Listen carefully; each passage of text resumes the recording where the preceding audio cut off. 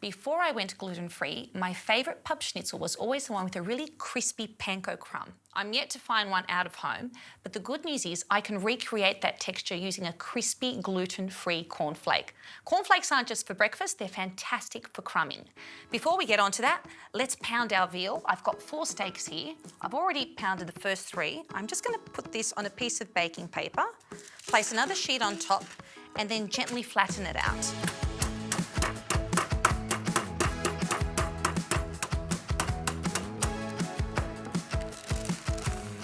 So by pounding the meat myself, I can get my desired thickness. I don't want it too paper thin. This is exactly how I like it.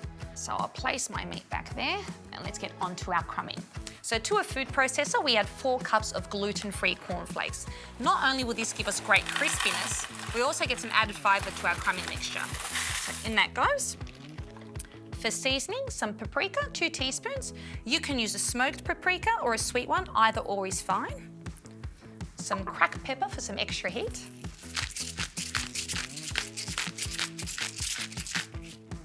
And a generous pinch of sea salt flakes.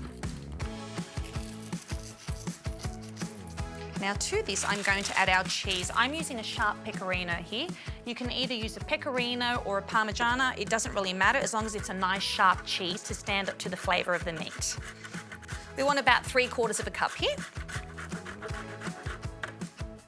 Okay, into our food processor that goes. Sage. I love sage. It's got a really piney, peppery smell and a really assertive flavour. If you want to use a different herb, you can. Thyme also works really well. Oregano, fresh or dried, but sage is definitely my preference for veal.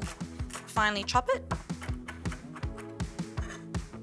In goes our sage, and we're ready to blitz. Now, we don't want it to be too fine. We still want a little bit of texture in our crumb. I'll show you what it looks like.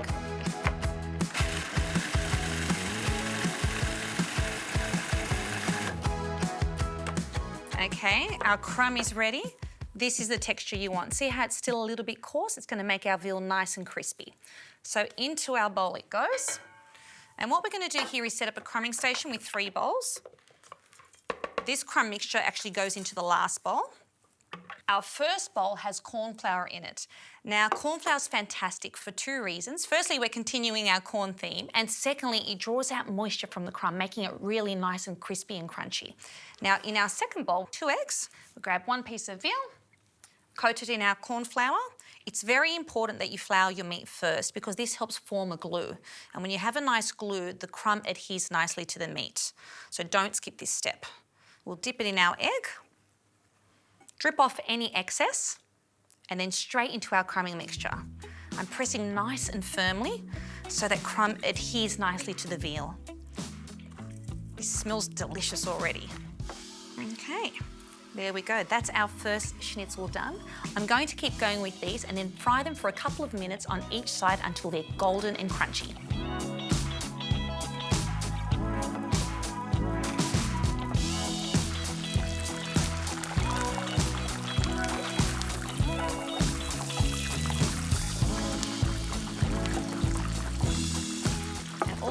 Here is a lemon wedge because there is so much flavour in that crumb already.